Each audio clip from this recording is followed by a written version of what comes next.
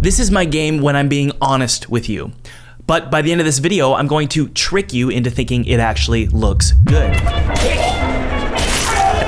You see, my job for the last 15 years of making games has been to lie to you. In fact, I just want to become the best master manipulator in town. A great game developer is a fantastic liar. He knows how to bring the player from the physical world into a digital world with game feel. Let me explain. It's really about reactivity. When a player presses a button, what should happen? Something. Anything. Something should happen when they press a button. There should rarely be a moment where the player presses an input and there is a delayed output. There needs to be something that lets the player know that they have an influence in this world. Here are some examples of this working. Doors. When I run to a door and I press E, the door immediately plays a sound and the door opens. When you can pick up an object, it plays a sound, and when you throw an object, it plays a sound. When it hits the ground, it plays a sound. When I can't open a door and it's locked, it immediately plays a sound. When I can't throw an object, it plays an error sound. When I collect a key, it plays a sound. Things are immediate. In fact, I would argue that it's much more valuable to have immediate sound effects that are much more classic and arcadey than trying to create some clever animation that is delayed. You can actually get away with really crappy animation with really great sound. This is the shotgun barrel breaking when you've just shot the shotgun. So it's cool, I guess, but it's not super clear what's happening. Here it is with sound. The sound actually informs what's happening with the animation. Or what about just animating across a floor, moving the player across the floor laterally? Here it is without sound. Now here it is with footsteps. Wealth, prestige. Have you enrolled in Thomas's free courses? There's no gimmicks. It's just a free online course below, 2 free online courses, a 2D course and a 3D course. It's my treat to you because I love you, okay?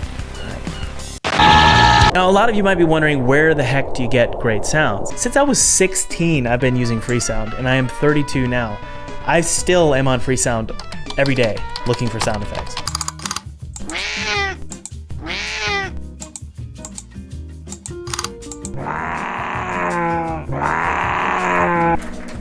So you can sample these sound effects and put them into Audacity and make your own sounds, which is honestly what I do all the time. However, lately, I use pre-made sounds a lot, and there's plenty at Artlist.io. And by the way, they're the sponsor of this. I'm just kidding. Artlist.io has some awesome sound effects. This is actually one of my favorite sound designers, and these sounds are so classic and they feel so good. There's something about juicy sound effects. And oftentimes you can try your very, very best to replicate that sound by sampling sounds from freesound.org, but there's some artists out there, like this one, they just know how to create great sounds. And I'm gonna use them. Lazy, thief, criminal, murderer. Now, I also just record sounds on my own. Typically I just use my own voice.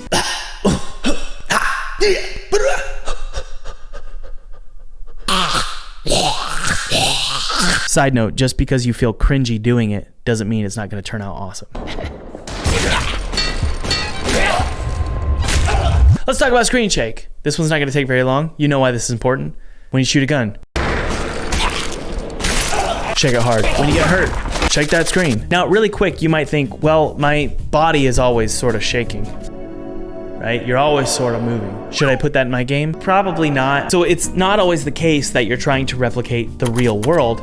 What you're trying to do is make the player feel like the world matters and that they matter. It's the yin and yang of game feel.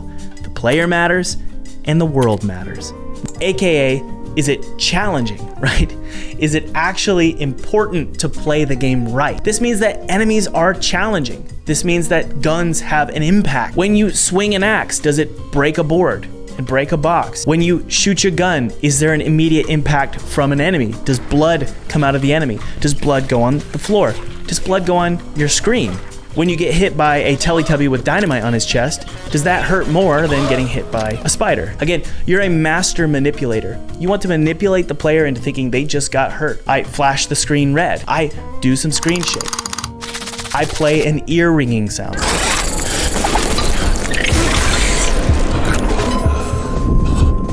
Just a subtle one, it's not annoying. I play a big bassy boom sound. When I get hit in the face, is there a bassy boom in real life? Actually, yes, my whole body just vibrated and that really hurt. When I'm really, really hurt, when I have 20 health left, I want to play a heartbeat sound because in reality, is my heart beating a little bit faster? Yeah. Give me a sec. My heartbeat is faster now that I've had some damage. You want to punish the player because ultimately that's what happens in real life. Oh, geez, Thomas. After throwing in some additional sounds, some ragdoll animations, some lighting, and some post-processing effects, and those are just camera effects, basically Instagram filters for your game, this is the final result. This is what Game Feel can do for your game.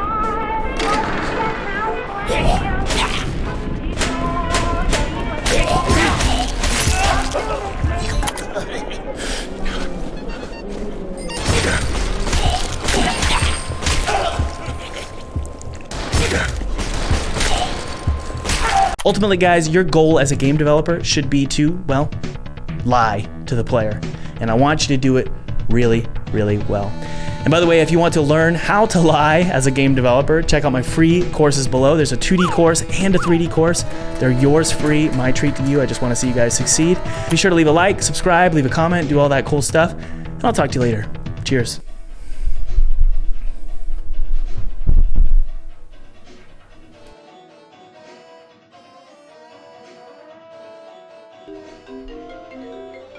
Hello? Yes, I put a picture of you in my devlog. No. You said you would wire the $1 million now. No, you said immediately after I put you in the devlog.